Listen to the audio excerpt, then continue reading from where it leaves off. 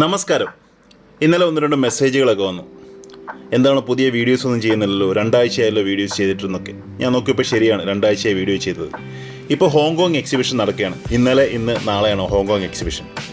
ഇന്ന് വരെ ഹോങ്കോങ് എക്സിബിഷന് പോകാൻ സാധിച്ചിട്ടില്ല. പക്ഷേ എൻ്റെ പോയ ഒരു സുഹൃത്ത് അയച്ചു തന്ന കുറച്ച് ഫോട്ടോസ് വെച്ച് ഞാനൊരു വീഡിയോ ചെയ്യുകയാണ്.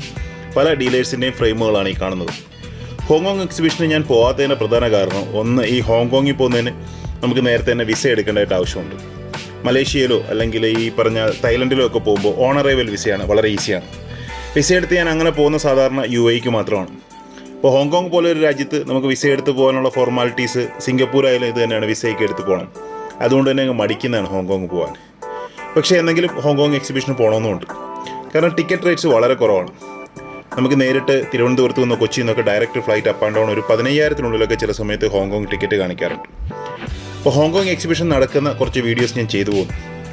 കണ്ടുപോവുക. എന്തെങ്കിലുമൊക്കെ സംശയങ്ങളുണ്ട് തീർച്ചയായിട്ടും കമൻറ്റ് ചെയ്യുക. ഇതെല്ലാം പല പല ഡീലേഴ്സിൻ്റെ ഡിസ്പ്ലേ ഫ്രെയിമുകളാണ്. അതായത് അവർ വിൽക്കാൻ കൊണ്ടുവന്നിരിക്കുന്ന സാധനങ്ങൾ ഡിസ്പ്ലേ ചെയ്തിരിക്കുകയാണ്.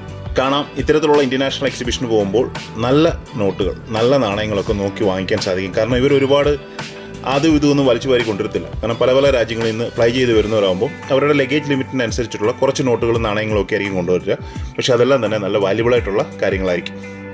വീഡിയോ ചെയ്യാത്തതിൻ്റെ പ്രധാന ഒരു കാരണം സമയം ഒത്തുവരുന്നില്ല എന്നുള്ളതിന് ഉപരി വീഡിയോയ്ക്ക് വേണ്ടത്ര റെസ്പോൺസ് ഒന്നും ഇല്ല എന്നുള്ളതാണ്. കാരണം നമ്മുടെ വീഡിയോ കാണുന്ന വളരെ കുറച്ച് ആളുകളേ ഉള്ളൂ. ഞാൻ ഒരു വീഡിയോയിലും ആരുടെ അടുത്തും ഇത് സബ്സ്ക്രൈബ് ചെയ്യണമെന്ന്, ലൈക്ക് ചെയ്യണമെന്ന്, ഷെയർ ചെയ്യണമെന്നൊന്നും പറയാറില്ല എന്നുള്ളത് സത്യമാണ്.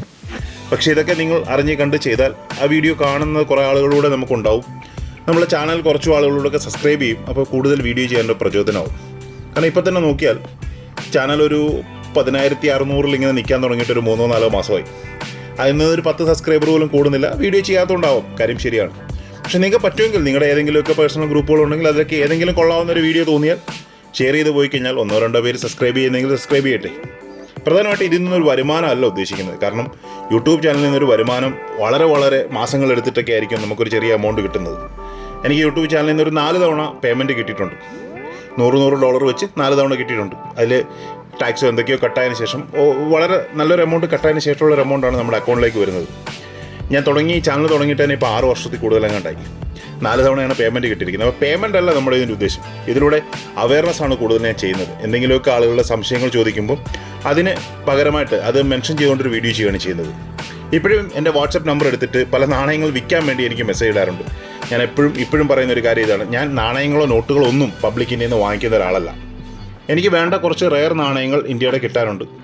വളരെ കുറച്ച്, ഒരു 17 നാണയങ്ങൾ കിട്ടാനുണ്ട്. ഈ കിട്ടാനുള്ള 17 നാണയങ്ങൾ നിങ്ങളുടെ കയ്യിൽ വിൽക്കാനുണ്ടെങ്കിൽ തന്നെ ഞാൻ നിങ്ങളെ എപ്പോഴും സജസ്റ്റ് ചെയ്യുന്നത് ഏതെങ്കിലും ഒരു ഓപ്ഷന് കൊണ്ട് സബ്മിറ്റ് ചെയ്യുക എന്നുള്ളതാണ്. അവിടെ നമുക്ക് വാങ്ങിച്ചു കഴിഞ്ഞാൽ അത് ഈസി ആയിട്ട് വാങ്ങിക്കാൻ സാധിക്കും. നിങ്ങളെ നേരിട്ട് ഡീൽ ചെയ്യുന്നില്ലെന്നല്ലേ. ഞാൻ ആരിൽ നിന്നും നേരിട്ട് നാണയങ്ങളോ നോട്ടുകളോ ഒന്നും വാങ്ങിക്കുന്നില്ല.